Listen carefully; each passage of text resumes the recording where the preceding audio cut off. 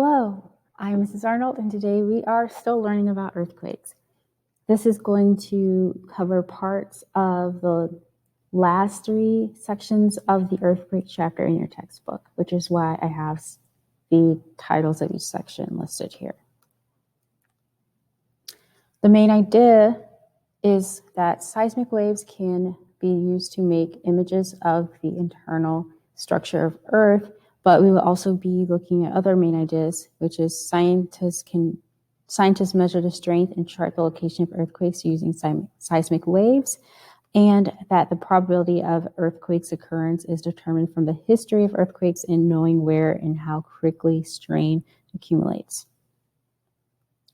Questions you should be able to answer at the end are: how does a seismometer work?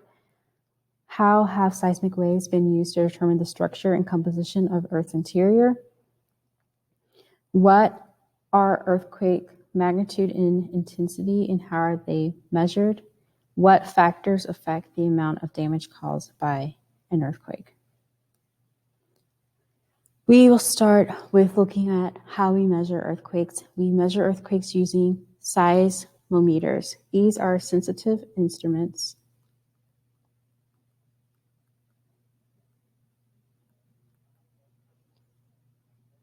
that can detect the vibration waves of earthquakes. And when we are looking at seismometers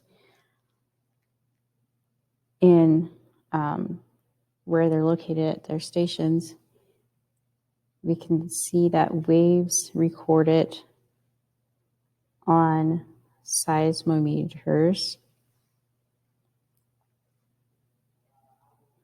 or actually I used to say seismograms because that's the record, seismograms from more distant stations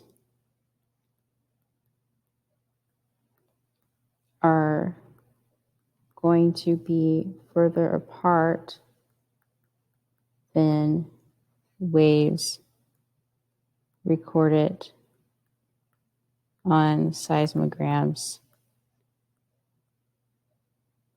at stations closer to the epicenter. And that makes sense.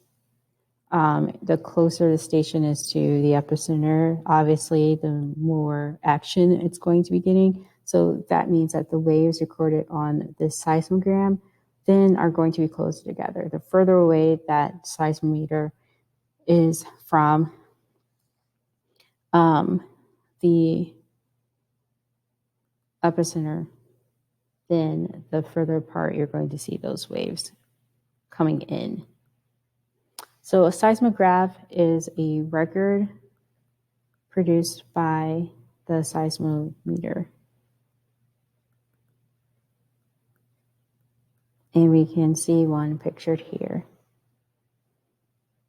And it also has it broken down by the P waves, the S waves, and also the surface waves.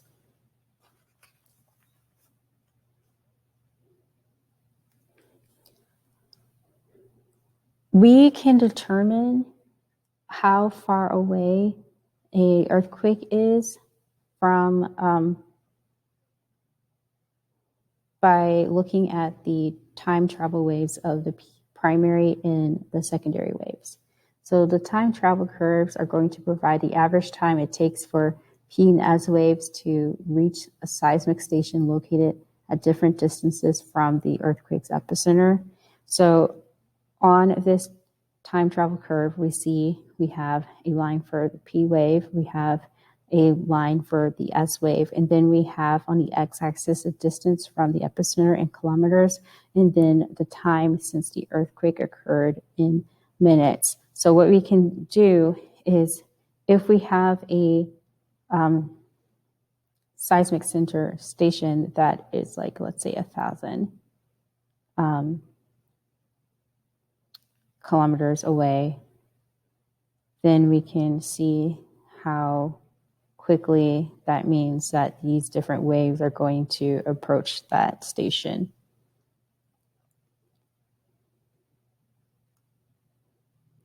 The coolest thing about earthquake waves is that they helped us determine the internal structure of the Earth. So we know that Earth's layers are composed of different materials. So we have the inner core, which is solid, the outer core, which is not solid, and then we have the mantle. But they are composed of different materials, and the way we can tell that is by how the different earthquake waves travel through them. So what happens is that the seismic waves are going to change their speed and direction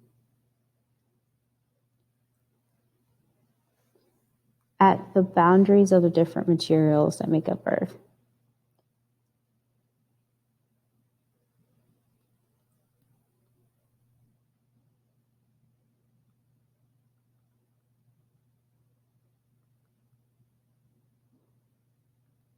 So we can see here that we have some S waves that completely don't fool with the outer core.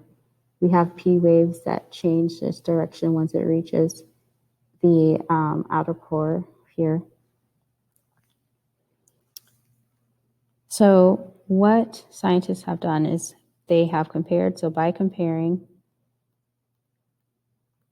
the speed of seismic waves with measurements made on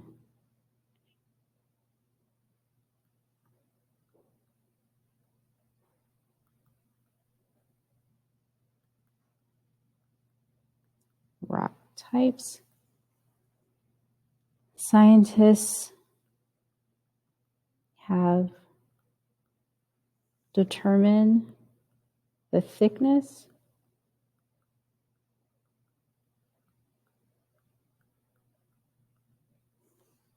and composition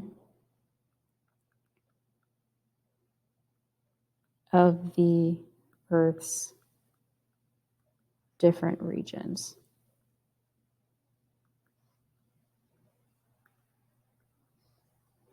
And what we know is that the speed of the seismic wave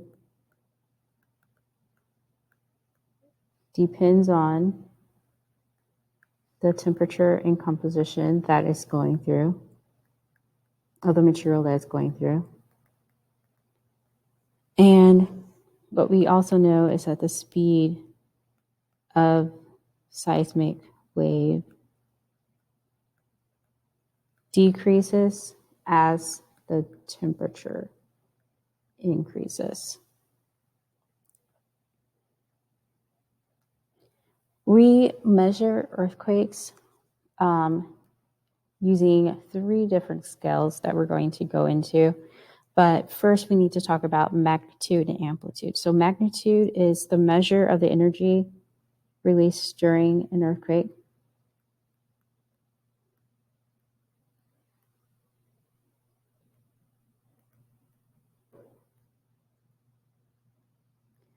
And amplitude is the height of the wave. In earthquakes,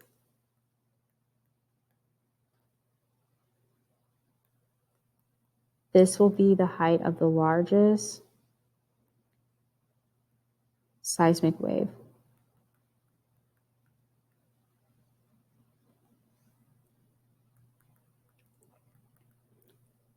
The first scale we're going to talk about is the Richter scale. This is a scale that most people are familiar with because I think this is the one that media uses when describing the earthquake.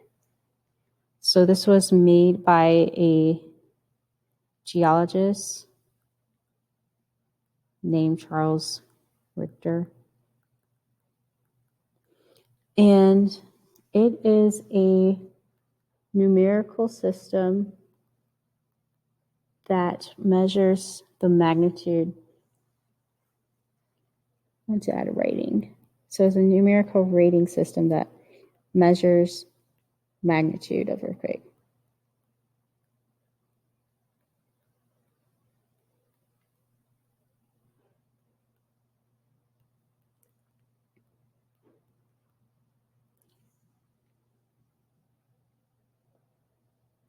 The numbers in the scale are determined by the amplitude. And the interesting thing that most people don't know about the scale is that it increases, the numbers are going to increase by a factor of 10. So what I mean there is that a 5 on a Richter scale is 10 times stronger than a 4 on a Richter scale. And that also means that a 5 on a Richter scale is 100 times stronger than a 3. The moment magnitude is, this is going to be the scale that is used by scientists.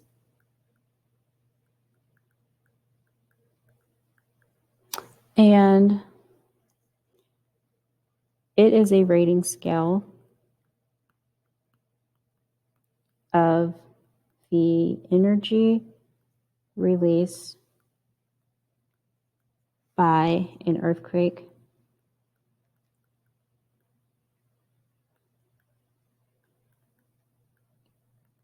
taking into account the size of the fault rupture,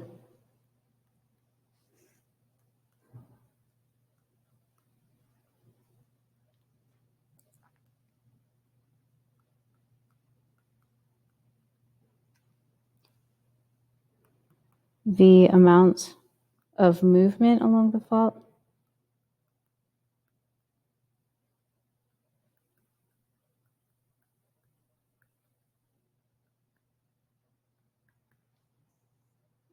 and the rock's stiffness.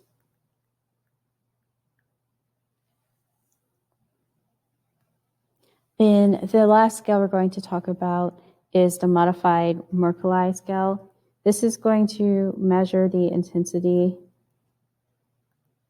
of an earthquake from 1 to 12. The interesting thing about this, though, is that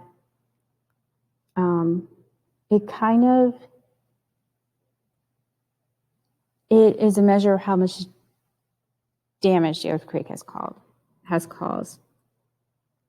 So the higher the number, the more damage that has been caused by the earthquake. But the problem there is that there's some places that have earthquake building codes and other places that do not. So this doesn't really tell you like how strong the actual waves of the earthquake was. This is just going to measure how intense it was in terms of like the amount of damage. Like maybe one area is better prepared for earthquakes and has better buildings to resist earthquake damage, and it had a stronger earthquake, but maybe it scores lower on this scale in terms of damage versus another area that doesn't have a great infrastructure for earthquakes. And the last thing I want to say here is that the intensity of an earthquake is going to depend primarily on the amplitude of the surface waves.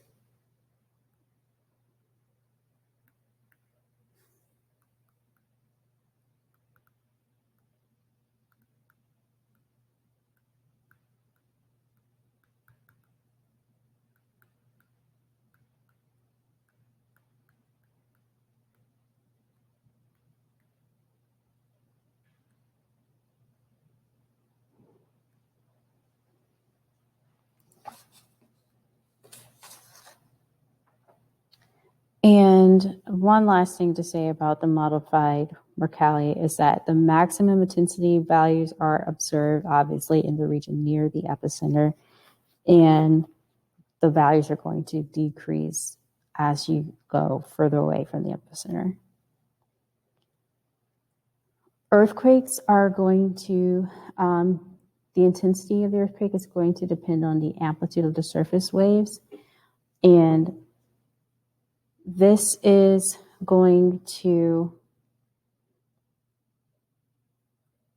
depend on where the focus of the earthquake is located. So earthquakes are classified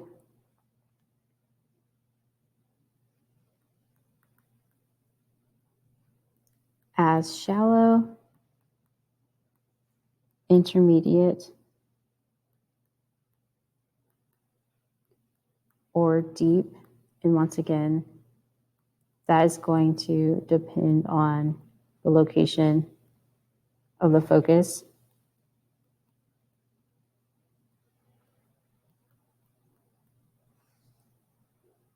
And of course, shallow earthquakes are the most damaging.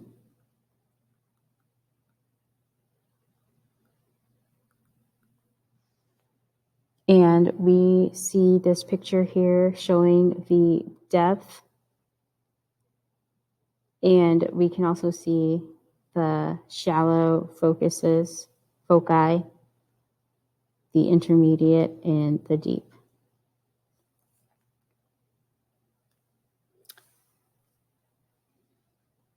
The majority of the world's earthquakes are going to occur along narrow seismic belts that separate large regions with little to no seismic activity. This, as you can tell from this picture, like look at the Pacific Plate here, how heavily earthquakes occur there. So the same trend that we see with volcanism, the locations of most earthquakes occur at plate boundaries.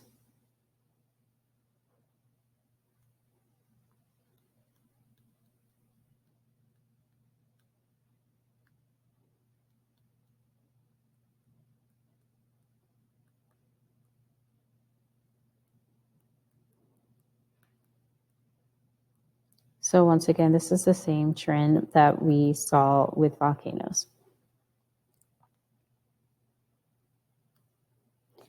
Earthquake hazards. So there are factors that can determine the severity of the damage produced by an earthquake. For example, that I think is interesting, unreinforced concrete buildings are actually worse to be in than wooden buildings during an earthquake. So unreinforced concrete buildings are going to sustain more severe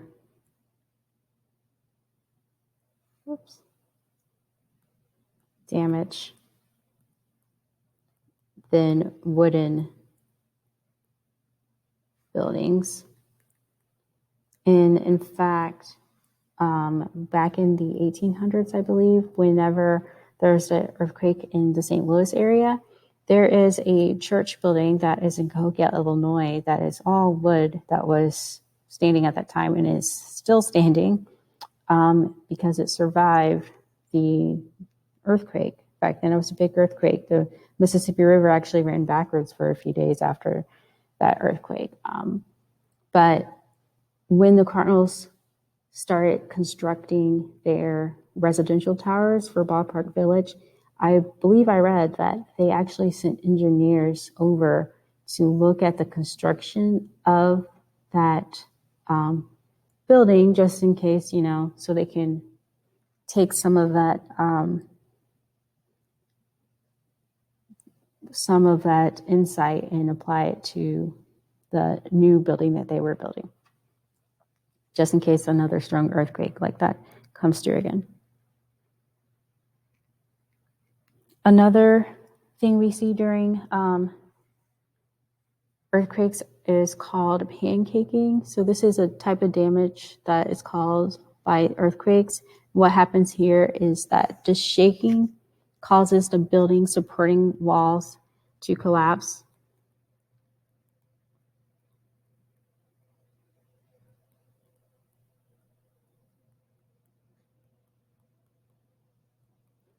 And then what we see, the upper floors fall on top of one another like pancakes.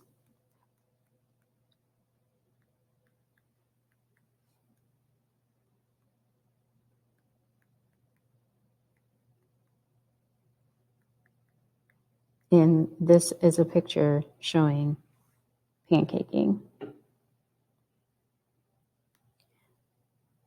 Next, we have land and soil failure. So on slopes, earthquakes can trigger landslides.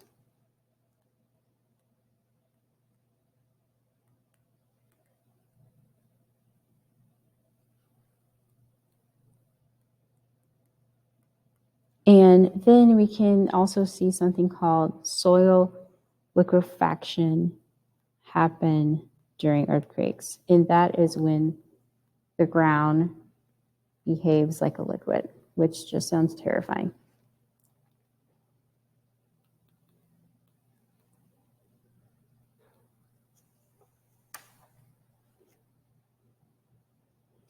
Earthquakes can also trigger tsunamis. And a tsunami is a large ocean wave generated by the vertical, aka up and down motion of the seafloor. And so we can see in this picture, we have a fault that has motion going up and down, and that causes the water column to be pushed up, and then that's when we see the tsunami occur. So today we learned about earthquakes and how they are measured, and also the different hazards that we